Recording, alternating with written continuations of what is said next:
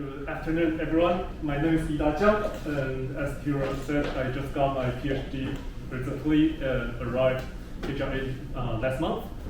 And today I'm going to talk about the observations of spatially resolved dust evolution in nearby galaxies. This is mainly based on my dissertation. And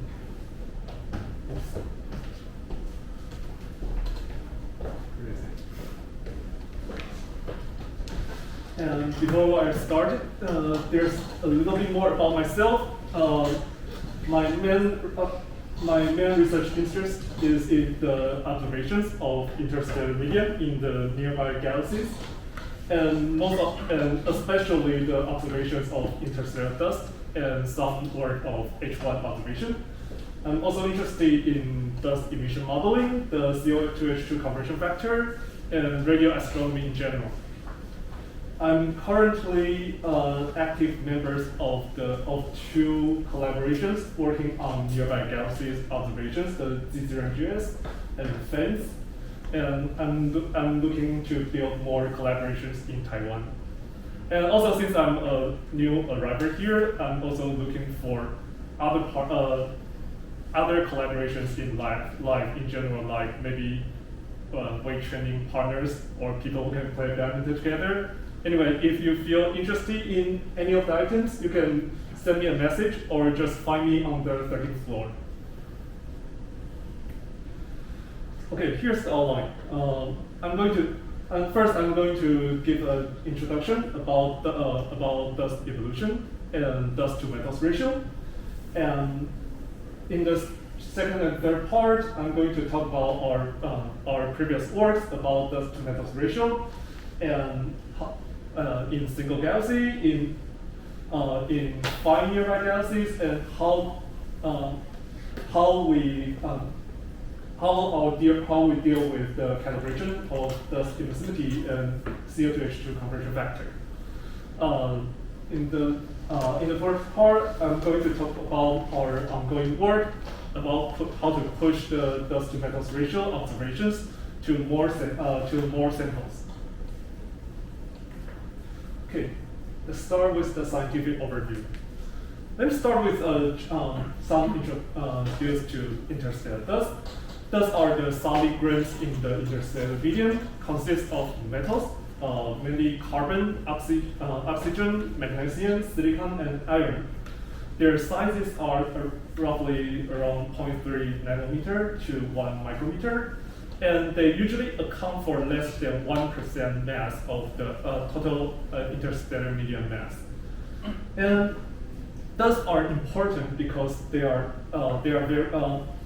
modify the entire SED of the galaxies from UV to infrared, and they categorize the formation of molecular hydrogen, and they shield gas from radiation, interstellar radiation field. Both of the later two items are important in helping the gas cool down and the formation of molecular clouds. And there are a few methods people can observe dust. The first is observing the emission of dust, which is the main technique I use in my studies. Here's an example of the dust emission, SED emissions of molecular features and stochastic heating emission. And in the far infrared end, it's mostly thermal emission. And we usually use Wise, Spitzer, and Herschel data to fit the emission SED to the selected dust model. The second method people usually observe dust is by extinction. That's the absorption and scattering of interstellar radiation by dust. And it's primarily observed in the UV to mid IR. The third method is depletion. It's the observations of the fraction of elements missing from gas phase. And using the fraction of elements missing from gas phase, one can constrain the mass reside in dust.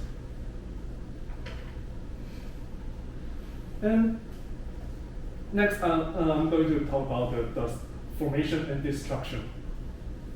There are a few mechanisms known that dust can form, including the injection from type 2 supernovae, from stellar wind of HB stars, and also dust can grow in the ISM, that is the gas phase metals, can accrete onto existing dust grains, which increases the total dust mass. And dust can be destroyed by the supernova shock waves, photodissociation, can be incorporated into star formations. And the balance of this mechanism will reflect on the relation between dust and the local ISM properties. Among the quantities, one quantity that's most sensitive to dust evolution is the dust to metals ratio, which is the ratio of the dust surface density to metals surface density, or the ratio of metals locked in dust form. This term is also a key factor setting the rate of dust growth. So observing the result dust to metals ratio and how it depends on local physical quantities is one way we can understand dust evolution in observations. In galaxy integrated observations, models, they expect that the dust to metals ratio can be separated roughly to 3 phases in each evolution stage.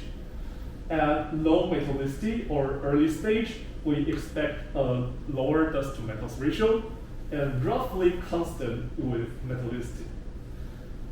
As the dust growth rate increases, and we expect that dust to metals ratio grow with metallicity. And at higher metallicity or later evolution stage, we expect that the dust to metals ratio to be roughly constant again, but at a higher value. The key mechanism here is the dust growth, and also the transition point for the phases are quite model dependent. In result studies, we also expect that within a galaxy we see different behaviors of how dust to metals ratio depend on metallicity. For example, the dashed line here shows the constant dust to metals ratio line. At early evolution stage, you expect a constant dust to metals ratio across the galaxy, and at the middle, at later evolution stage, you expect that the dust to metals ratio is higher in the center of galaxy or the region with higher metallicity, and with more evolved galaxies, we expect dust to metals ratio roughly constant, but at a higher value in general. Okay, and in observations, the first way to directly constrain dust to metals ratio is by depletion. As I said earlier, by observing the fraction of elements missing from gas phase, we directly have a constraint of how much mass we have a direct constraint to dust to metals ratio. Here's some examples of the depletion observations in the Milky Way and the Mercury clouds. In these depletion studies, people found that the depletion is stronger, or the dust to metals ratio is larger in side lines with higher gas density, gas surface density, and higher metallicity. the depletion is only feasible in very limited targets. So in most cases, we need to go to other strategies to observe dust to metals ratio.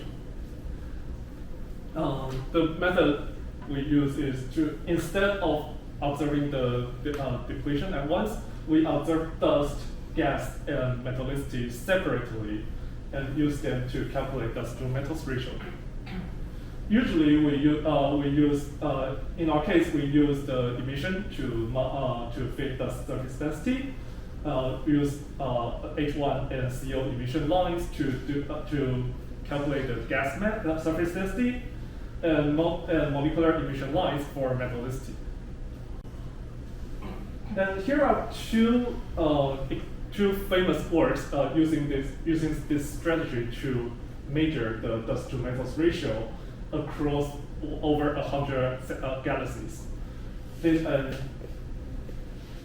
work by Mercury et al. 2014, they found that across galaxies, the dust to metals ratio is roughly constant at higher metallicity region, roughly above 7.8, and at between 7.0 to 7.8, the dust to metals ratio growth increases with metallicity. On the other hand, a more recent study by the Dustpedia team, they find that the dust to metals ratio is increasing with metallicity across their entire range of observations. So currently, it's still not settled whether the galaxy integrated dust to metals ratio is a constant at high metallicity. And for spatially resolved observations, it's more limited due to several reasons. I will talk about that later. And the spatially resolved observations are necessary because most mechanisms related to setting the dust evolution are in the sub-KPC kiloparsec scales. And in the examples I show here, we have studies that find a constant dust to metals ratio. This is in N31, where the metallicity is relatively high. And in N101 and NGC628, people found a roughly a varying dust to metals ratio across the entire observation range.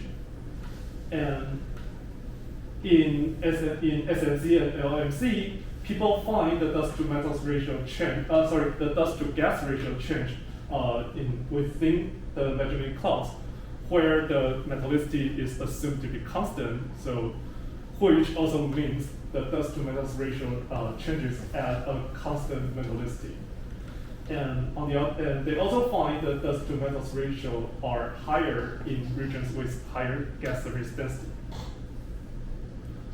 So after this, the things we want to do here, first, we want to measure the spatially resolved dust to metals ratio and how it varies with local ISM and stellar properties, so we can combine with the study with dust evolution. And we want to push the result measurements to a larger sample size than the very limited galaxies we just mentioned earlier.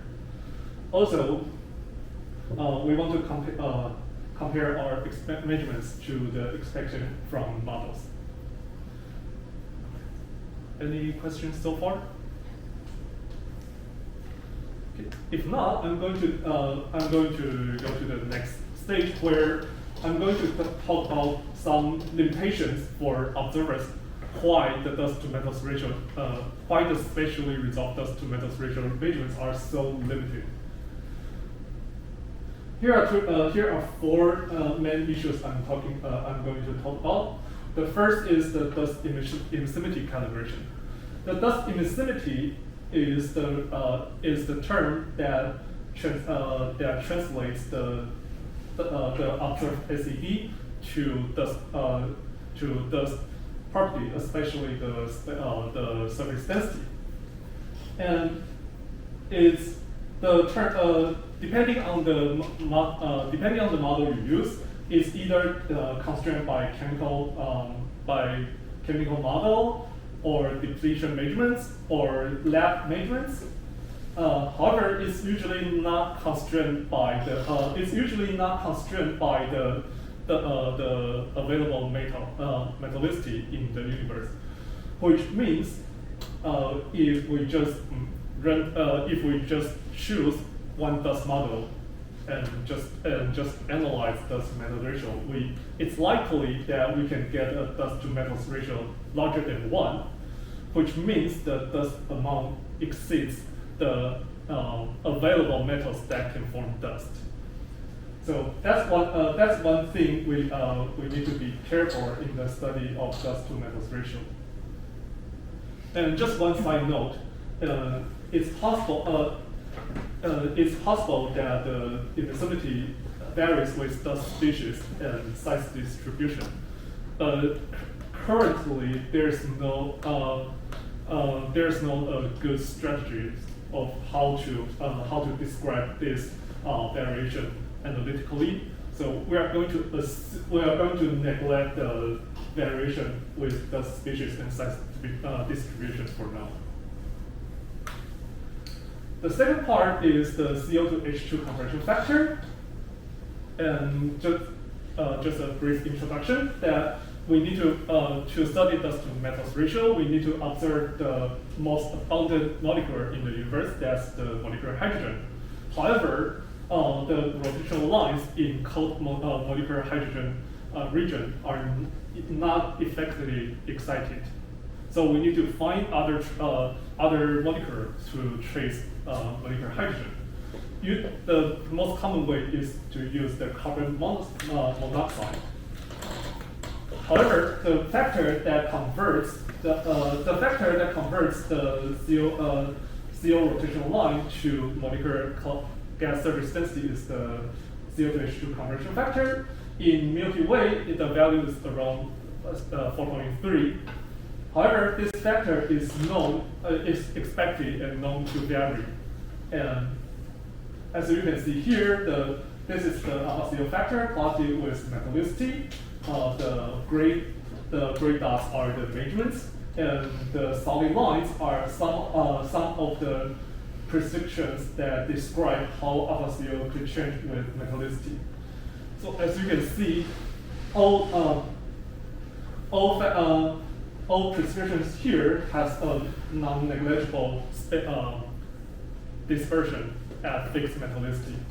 So the best prescription that describes how alpha CO depends on environment is still to be determined, and it's likely that except metallicity, we need other variables to model the variation of alpha CO. The third issue I will talk about is the determination of metallicity, which we usually trace with oxygen abundance. There are two category methods we can trace oxygen abundance. The first is called the direct method, which means to derive the oxygen abundance, we need electron temperature. The direct method measures electron temperature from vent auroral lines, which we believe gives a more accurate results.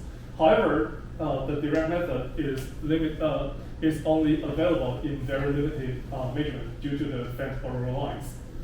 The other category is the strongline measurements.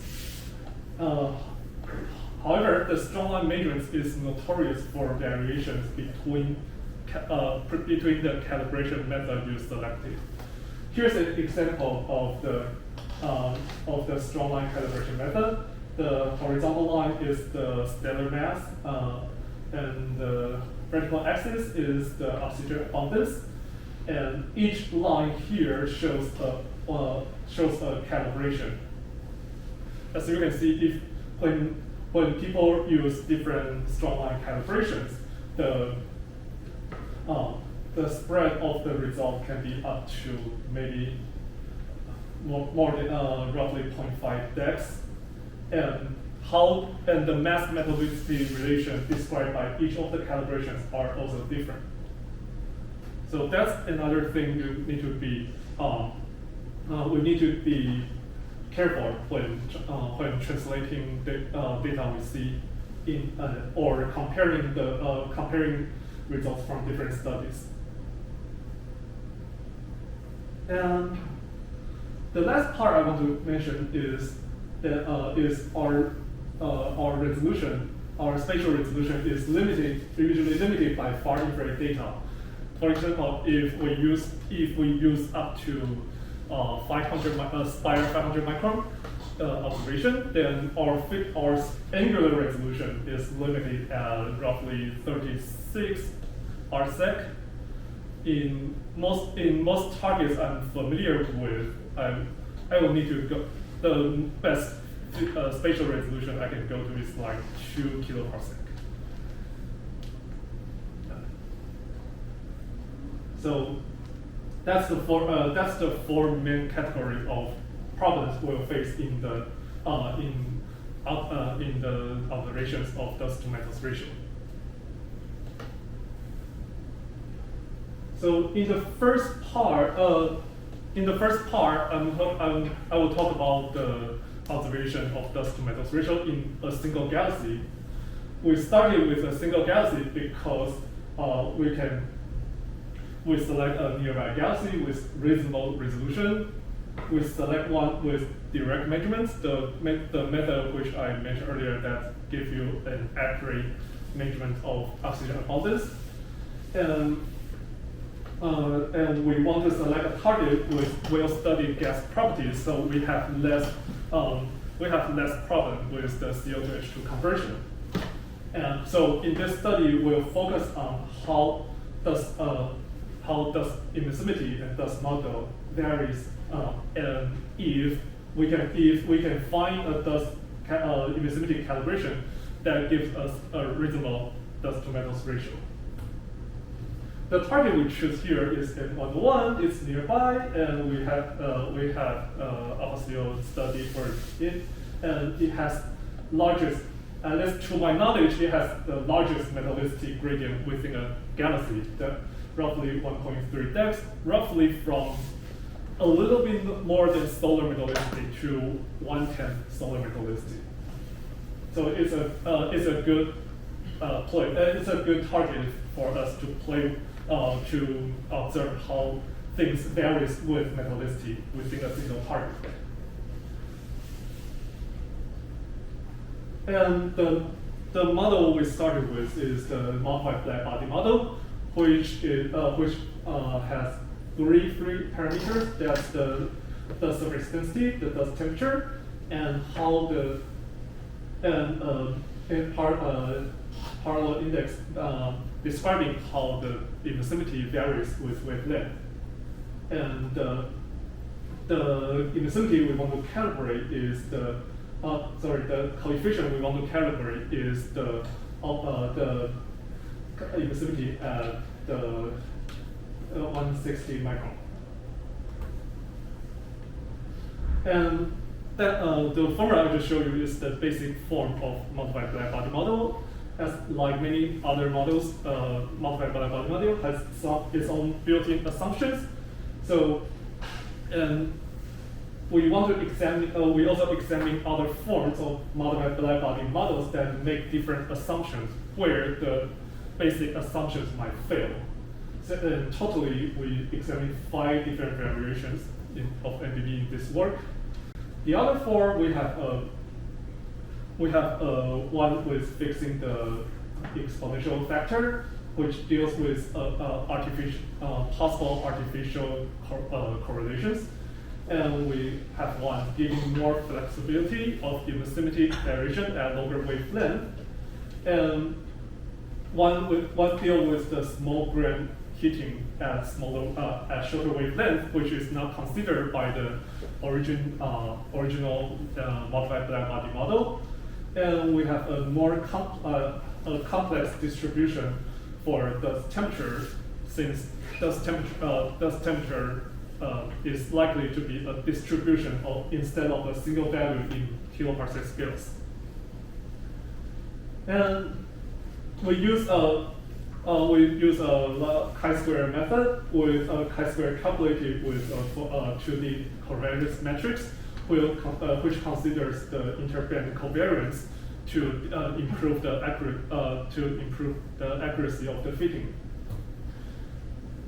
And we calibrate the emissivity in a region with known dust mass in the Milky Way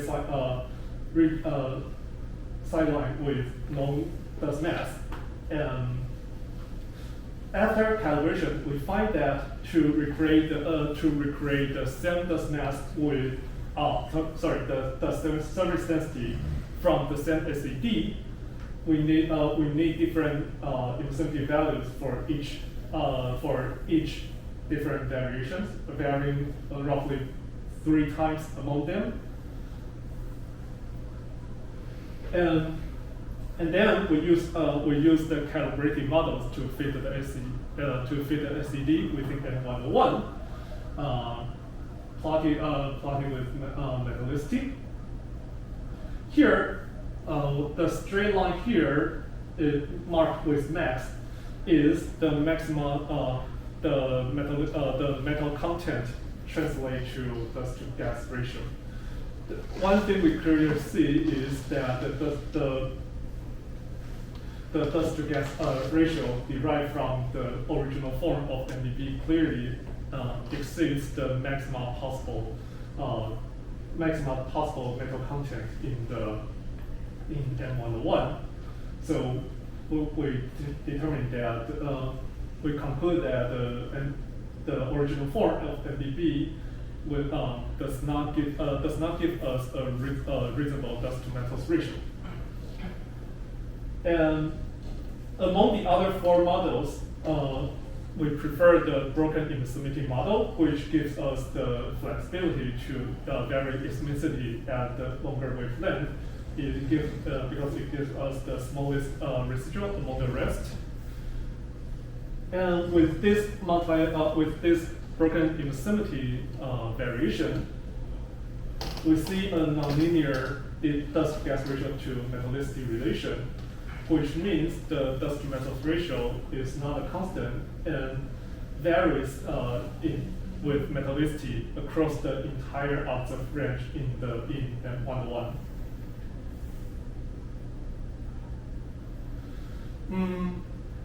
We also tried in the radial profile. We think that the first order dependence of the variation of dust to metals ratio is to the metallicity. So we try to remove this first order dependence on metallicity by subtracting the dust to metals ratio by subtracting the radial profile of dust to metals ratio from the result value, and calculate the correlation between the residual and other quantities. And here we see among the quantities we test, we find a high correlation of the dust to metals ratio variation with FH2, which is the fraction of molecular gas to total gas.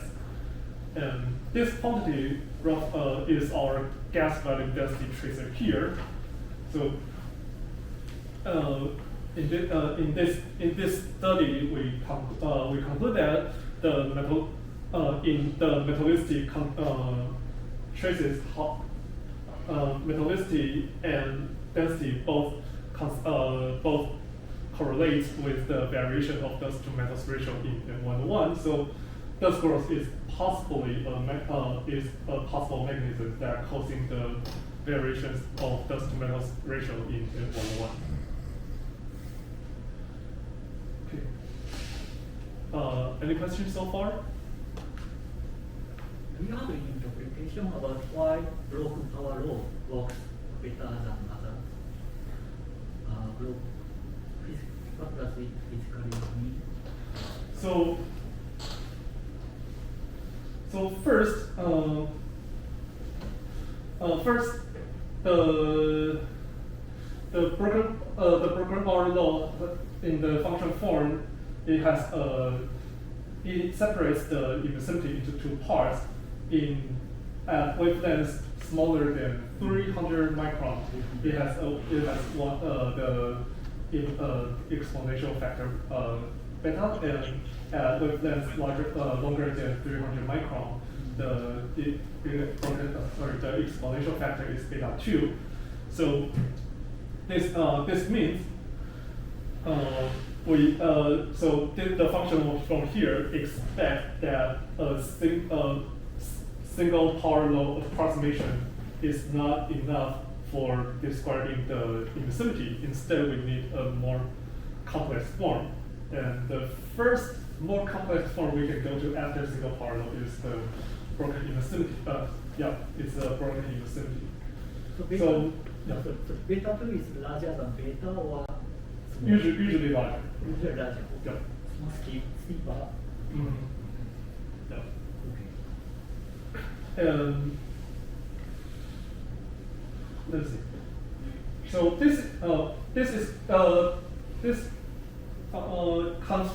broken emissivity is one solution people propose to deal with the so-called sub-millimeter excess problem.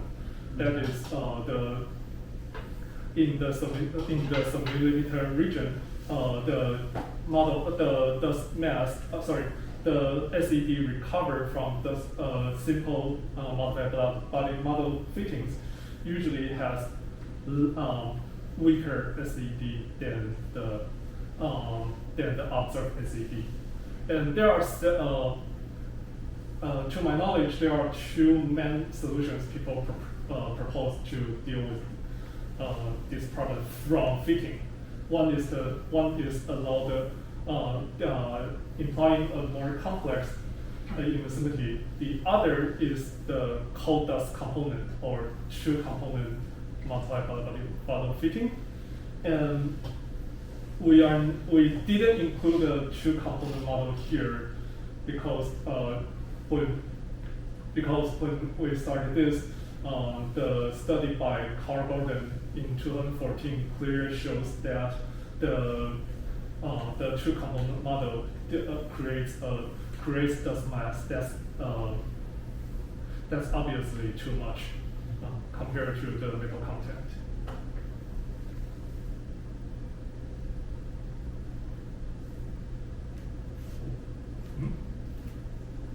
Oops. I think I clicked the wrong button. Okay. Maybe I should use my keyboard.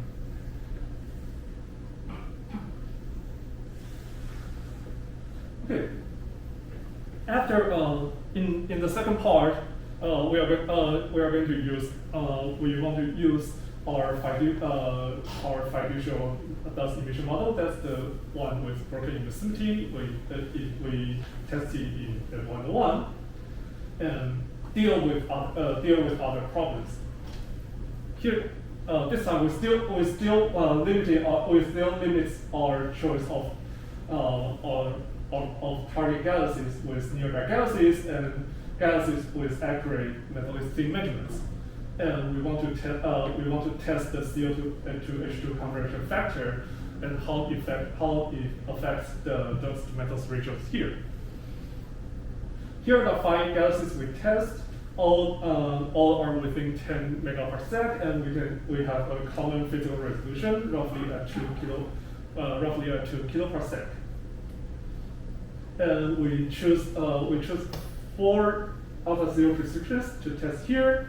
One is the Milky Way constant value, and 2 the Schubas 2012 restriction, and the Hunt 2015 prescriptions are from the very common functional form that's a power law with metallicity. the difference is the first difference is their parallel index differs a bit. The second main difference is the Hunt 2015 assumes that the alpha CO should be a constant at metallicity larger than solar value. And the last precision we chose was the Galaxies 2013 precision, which models the alpha CO as an exponential with metallicity instead of power law. And the other feature is it corrects the alpha CO value at super high surface density regions.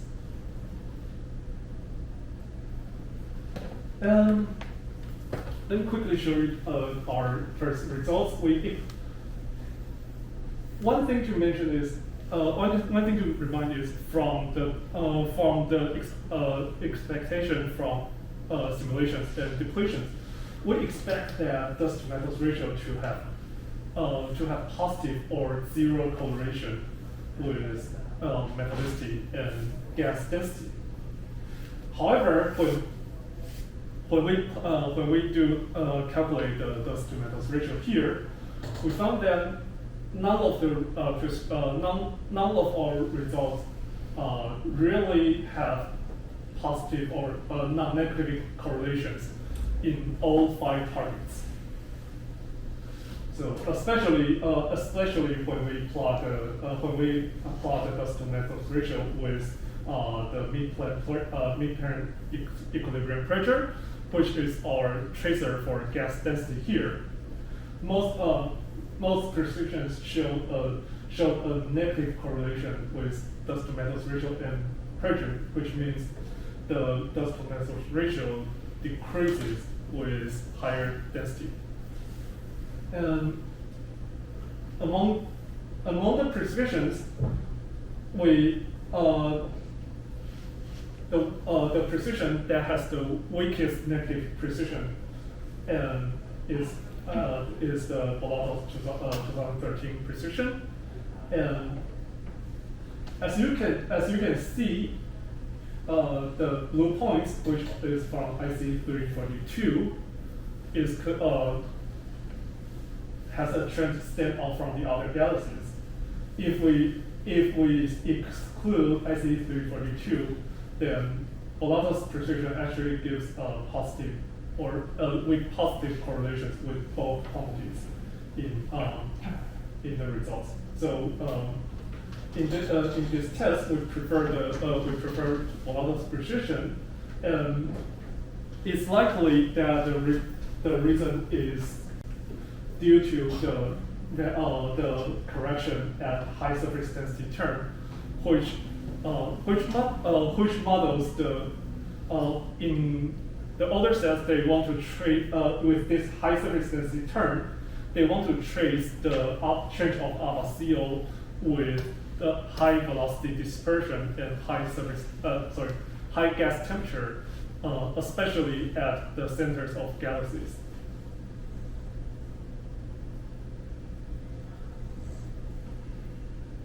And since none of the correlations really gives positive or zero correlations in all targets, we want to try if we can build our own. We want to quickly test if we can build alpha CO precisions with our data. To begin with, we use a simple power law with metallicity and constrain the parameters with our expected dust to metals ratio physics, including that we should have a non-negative correlations, as we mentioned earlier, and we set an upper limit for the resulting dust to metals ratio, since it shouldn't exceed the metal content in the region. And at the end, we do find a parameter space that satisfies all the constraints. However, this boundary is almost solely constrained by IC342 and a small region of M101. So we conclude that this, although we do find a solution, this solution is too biased, more like a solution specific for IC342 instead of a general solution we can propose to as a general ASIAA solution. And okay, and just add to this point, without IC342, if we exclude IC342 in this test, the other four galaxies doesn't really don't have a strong constraint to the parameter space. Basically, I think 80% of the space here are allowed in the solution.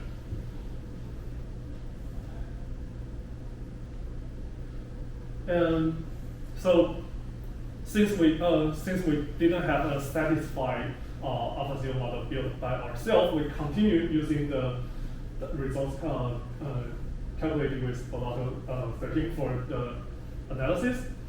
We quickly compare our results to a quasi-steady state model, a simple evolution model, and we find that our observations prefers more efficient growth and actually a higher fraction of dust forming metals than the Aniano 2020 model suggestion. Okay. And a summary of this part. In this part, we compare the result. We measure dust to metals ratio with 4 different ASIAA precisions. We find that the dust to metals ratio closest to our expectations is calculated with the Bolotto's ASIAA. It might it's likely because the feature that Bolotto's precision has a decrease of ASIAA in high surface density regions, and we cannot find with our data we cannot find a satisfying solution of ASIAA that works or well constrained ASIAA with the 5 galaxies we have. Okay, I think I still have roughly 15 minutes. You got any question? So I'll talk about some of our ongoing work here. So currently I'm trying to increase the sample size of pushing our study to a larger sample size. One reason is that's our original plan. The other one is we want to test if we can go back to build our own CO2 H2 conversion with larger sample size. This is we try to include all the latest H1 and CO emission data we have, and we also try a more aggressive strategies. Here, one thing we tried is, as some of you might know, since some of the most common dust emission models, except the model at black body, are the Drain and Lee model, Themis, the still ongoing Hensley and Drain, the Copan 2011, and in our collaboration, we recently tried to renormalize these physical models to have results consistent with the result we have with MATLAB black body. Also, making sure that their results gives us physical dust to metals ratio across environments. And we want to have this is the reason we want to have this is we want to deal with the resolution limits, which with model by body model, we must go to 500 micron and get our resolution limits at 36 rsec. And we want to push, or we want to use a model that takes more inputs and better constrained ASIAA, even if we drop the longest wavelength. I think Abdurov is also trying a similar thing, but he chose different upper wavelength with us. So anyway, this by renormalizing the physical dust models and decreasing the larger resolution, we are able to push the dust map resolution roughly 2 times finer, which increases our sample selection. The other aggressive method we tried is with Galaxies, where we don't have metallicity measurements. We empirically predict the metallicity from stellar mass and size of the galaxies, and we optimize the prediction with the direct. We optimize the prediction to match the measurements from direct measurements. So I'm still working on this, as today currently we have a prediction that has 0.2 dex spread with our true metallicity.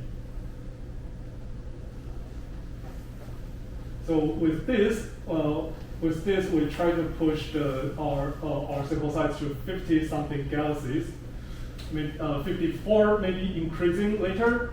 Here's some of our first tests. We still find like our previous work, we still find that with the I don't have it here. Oops, sorry. Similar to previous work, in our pilot test, we find that with dust metals calculated with fixed Milky Way ASIAA compression factor, we find a negative correlation between dust to metals ratio and metallicity. And with ASIAA, with the Bolato's compression factor, we find a dust to metals ratio generally increasing with with metallicity. And we also attempt to optimize the parameters in Bolato's precision and see if we can see how optimized we can be in the compression factor. With similar constraints, we try to the parameters with our data this time, we find a reasonably constrained parameter space in the with the Bolato's precision. And yeah. And at different resolution, we find similar correction index at high surface density region. However, we got larger values of the calibration and exponential factor than the Bolato's precision, which means with our precision we get ASIAA larger than Milky Way value at Milky Way metallicity. Excuse me? Yep. Sorry, I probably missed when you said that, but what is SI? Oh, sorry. I actually skipped that because I'm almost out of time. So we try to define a scoring system that considers the 3 constraints we mentioned earlier.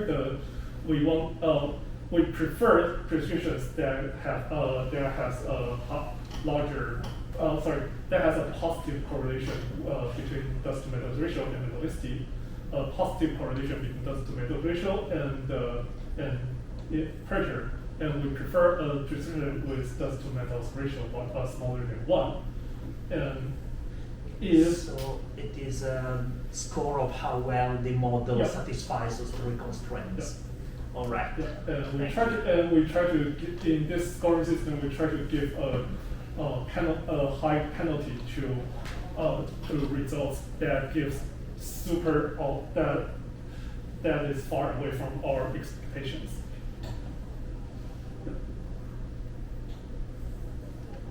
So with that said, one thing I can mention is we take in this table, I take the parameters with top 1% of the scoring into consideration, and the score at 1% is called the threshold score, and as you can see that the threshold score decreases as I go to coarser resolution.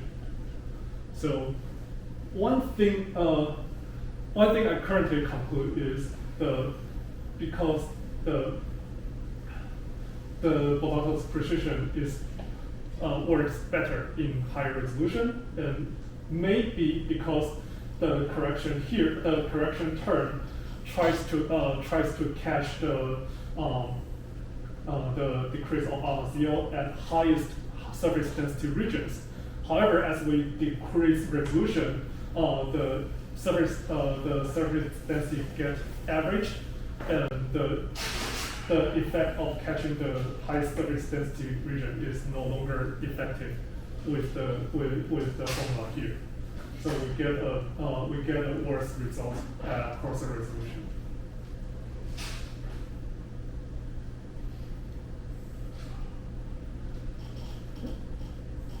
So that's some of my ongoing works. I'm pushing the measurements of dust to metals ratio to more galaxies with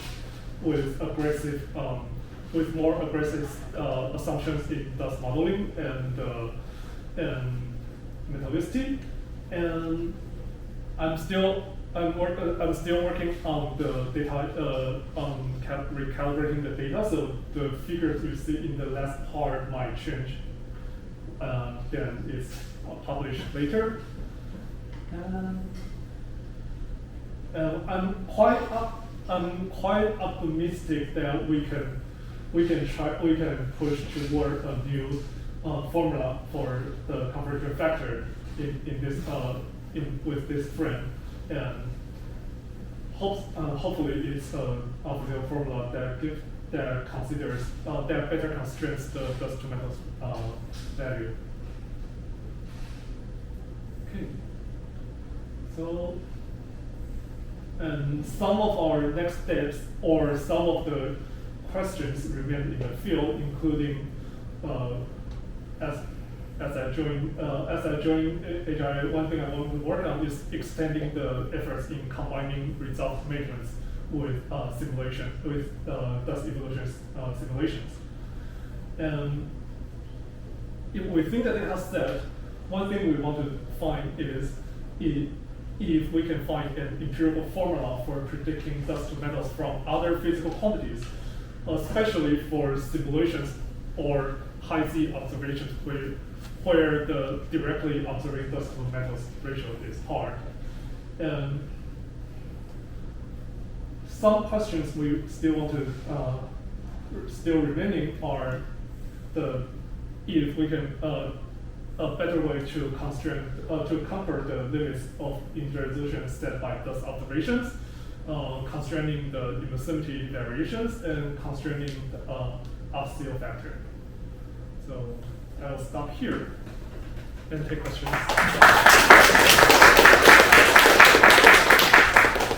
Question? You mentioned one of the perhaps open questions is the emission at the long wavelengths of dust, and how that now. I don't know if that's related. So I'm not in this field at all, but I just once in a while hear that, for example, there have been this mystery of these sub-millimeter galaxies, scuba sources, and in those, my impression was that a large amount of the total bolometric energy of the whole galaxy actually comes out through the dust emission. I'm not sure if I remember that right.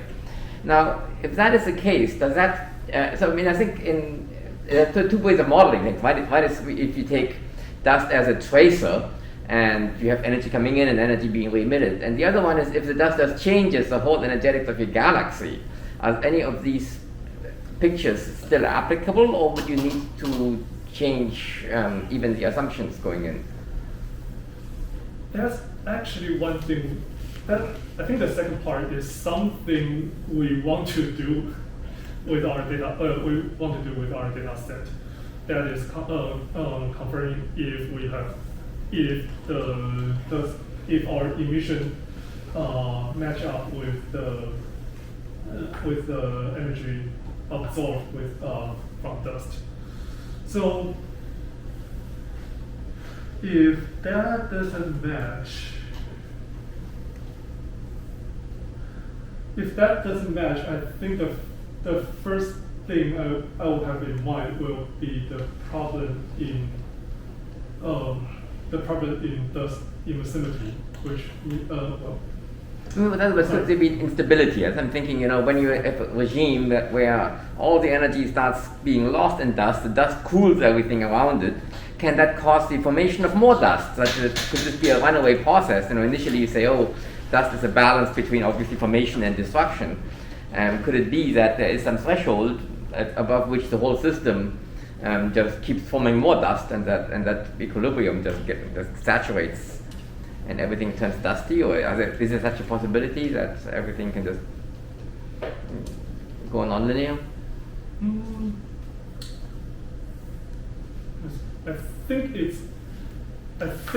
might be possible that there are 70 to 80% of the available heavy elements goes to dust.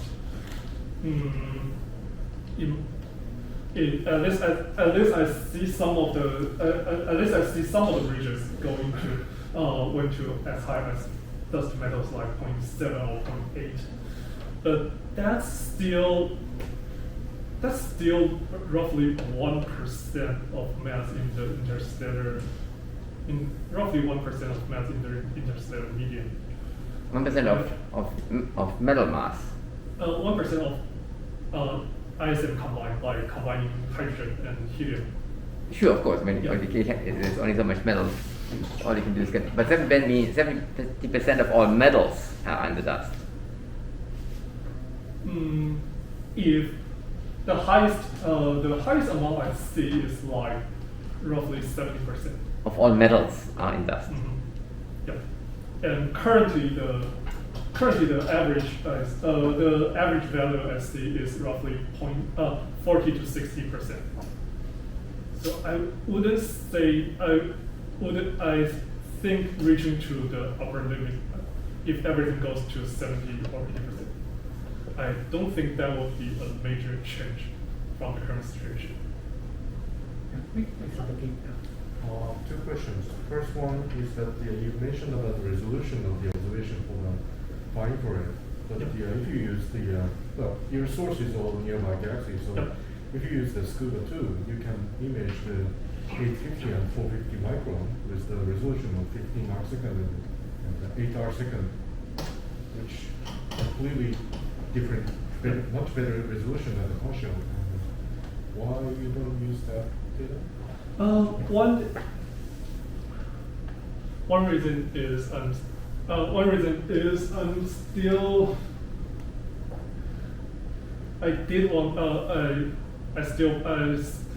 I'm still planning to propose new proposals in far infrared, and the other is the wavelength, because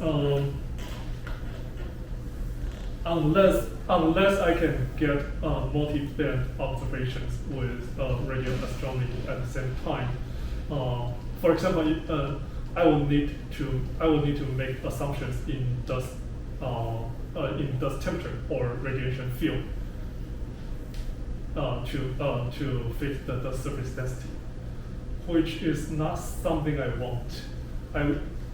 if I can, I will. If I can, it's better to have at least three. I would say at least three wavelengths.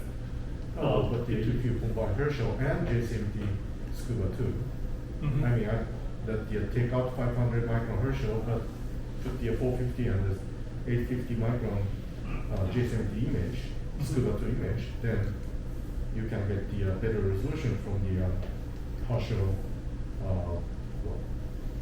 mid infrared to the JCMT. Yeah, so the five bands of Herschel, the third band 250 has a resolution roughly 21 parsec. Yeah. So it's still worse than JCMT, right? Yeah, still worse. Yeah, But so maybe only 100 and 160. or maybe 250 to be the worst resolution, but better than the using 500.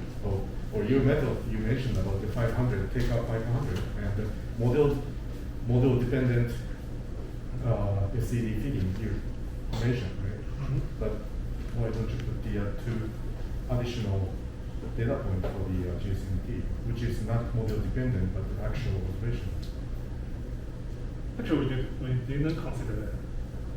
Yeah. Well, since you Yeah, you no. come to ASIAA, you have the access to the large scale large project, JCMT large project, which may have the all those maps for the nearby galaxies. So that's I strongly suggest to do that. Yeah. Sounds very good. Thanks. And one more question. Sorry, one more question. Sorry. Is that okay? Why IC342 has the very peculiar characteristic than the other galaxies? One reason is it has a relatively high star formation rate compared to the others, with specific star formation rate. Maybe that high star forming region contributes more dust in IC342. And the other possibility is the concentration the concentrated CO emission. The IC342 has its CO rotational line emitting in a very centered region in IC342, which makes the gradient of molecular hydrogen very large, and also making the results very sensitive to the compression factor due to the large. That's the second thing. And the third thing is metallicity, because among the 5 galaxies I studied in the second part, the other 4 has metallicity measured in with direct measurements. Only there's no direct measurement for IC342. For IC342 we use the strongline calibration data from I think it's from Vince Mills, and we use the strongline calibration proposed by Pilgrim 2016, which with our available data we believe it has a scatter with the direct measurement within 0.1 dex. But since we don't have direct measurement data in IC342, so we don't know if that's still the case. The good match is still the case in IC342. What I recognize from your slide is that the IC342 was the only barred galaxy compared to the other 4 galaxies, and the dynamics of the bar will mix the metallicity from the outside to the inside, which makes the metallicity to be flat compared to the non-barred galaxy, and whether that also makes something. So if you have the bigger galaxy samples now, and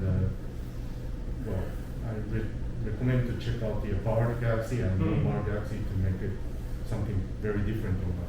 Yeah, that's one thing I want to do in the larger sample. That way we can with that way we can separate the sample by morphology and see if that affects things. Okay. Yeah, because and he stays here for a long time. Yeah, he is on the starting floor. Please continue to discuss with him. Okay, let's start with game.